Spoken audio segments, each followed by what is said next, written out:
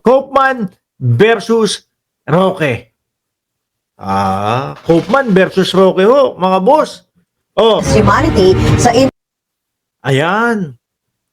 Ito baka hindi pa makahalata si Roque nito na ayaw na talaga sa kanya ng mga Duterte. Di ba? Mismo, rinerekta na si Roque. Si dating Pangulong Duterte ang may ayaw sa'yo. Ginagano na ho, mga kababayan. Ayaw sa'yo ni Digong. Ayaw sa'yo na ikaw ang mag-lawyer sa kanila. Ayaw sa'yo ng pamilya Duterte. Kasi Team Hanilet yata kayo no? Yung sila Baste, sila Vice Presidente, Team Alpotera sila. Mas gusto nila yon. Pakinggan nyo, mga kababayan, kung sino talaga ang may ayaw kay Roque. Umuwi ka na daw, Roque. At ang sabi sa iyo, harapin mo na daw ang DOJ Secretary. ni dating Pangulong Rodrigo Duterte na tigilan na ng dati niya presidential spokesperson na si Harry Roque ang pagtulong sa kasong crimes against humanity sa International Criminal Court. Tigilan mo na daw, Roque. Diba? Ikaw na lang daw ang nagpupumilit.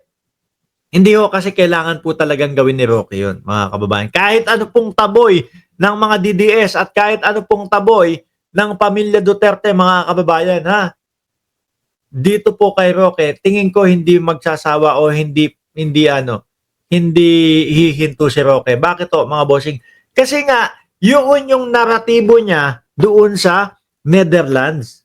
Na ang sinasabi niya ho, mga kababayan, kaya daw po siya ginigipit ng gobyerno ng Pilipinas ay dahil daw po sa pagsuporta niya sa mga Duterte. Pag iniwan niya yan, mga kababayan, wala na. Yari na. Pero tao lang huyang si Roque. No? Pagkatapos, siguro iisipin niya, putik na yun Pagkatapos nyo akong pakinabangan, pagkatapos kung sumipsip sa inyo, pagkatapos ko kayong mga ipagtanggol, parang gusto nyo sabihin sa akin, Chupi, alis ka na dito. Ako nakikita ko ho, mga bossing, ang nakikita ko ho dito, mga kababayan, Roque versus pamilya Duterte. Hindi na ho magtatagal yan. Siguro mga ilang buwan na lang ho, mga kababayan. Roque versus pamilya Duterte. Mabubwisit na yan. Tangina. Ay, sorry. Hindi nakapagpigil. Tangina, lente kayo. Todo-todo ang pagtatanggol ko sa inyo. Lahat ibinuhos ko sa inyo. Muntik akong makasuhan ng rebellion. Tapos eto, chuchupin nyo lang ako. Chupi, ayaw ka namin maging lawyer. Tigilan mo na ang sinasabi mong pagtulong sa amin. At isa pa ho, mga kababayan, yung sinabi ni dating Pangulong Duterte na galing po kay Koopman, tingin ko ho, mga bossing, yan po ang tutuldok sa pangarap ni Roque. Na tutuldok po sa pangarap ni Roque na magkaroon po ng asylum sa Netherlands. Bakit to, mga kababayan? Ang naratibo niya nga is supporter siya ni Pangulong dating Pangulong Duterte. Di ba? Yun yung naratibo niya. Pilit niyang iniiwas mga kababayan doon sa hindi niya maipakitang mga dokumento. Di ba? Ganun Tingin ko talagang susunod na mga, siguro baka itong buwan na ito, pumalag na yan, mga bossing, sa mga DDS at sa mga Duterte. Magkabaliktaran na po. Biruin mo, sasabihin ng mga Duterte, hindi, tigil mo na yung mga pagsuporta sa amin. Pinipilit mo na lang yung sarili mo sa amin. Isipin nung Netherlands, ay, di naman pala talaga to supporter tingnan mo, shop ay itinatakwil ng mga Duterte. Di ba? Tuloy.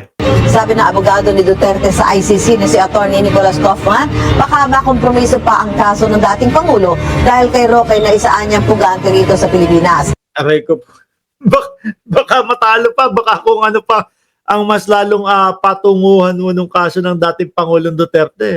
The former president has expressed no desire to see Harry Roque nor to be assisted by him Harry Roque is a fugitive. Oh, biruin mo, Roque, sila na nagsasabi na pugante ka. Tapos ikaw paulit-ulit sinasabi mo, hindi ako pugante, hindi ako pugante. May inaantay akong asylum dito. Hawak nila yung passport ko, kaya hindi ako makauwi. Pero si Kopman ang sinasabi, pugante ka. Oh, biruin mo, gulo. Kung nandun ho siguro tayo sa kampo nila, mga kababayan, litong-lito tayo at gulong-gulo ho tayo, no?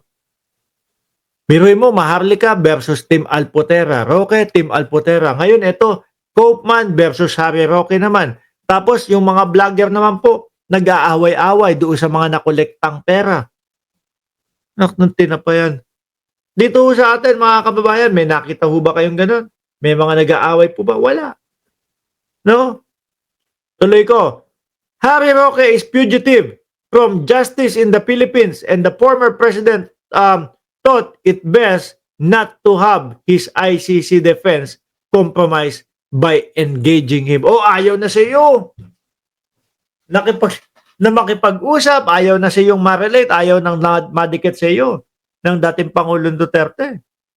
Sabi ni Jorge Edralin, anti-Duterte yan dati, nasa YouTube, sinabi niya, mamamatay tao si PRRD. Eh baka kapag napuno ang salop ni Roque, bumalik ito sa pagiging anti-Duterte.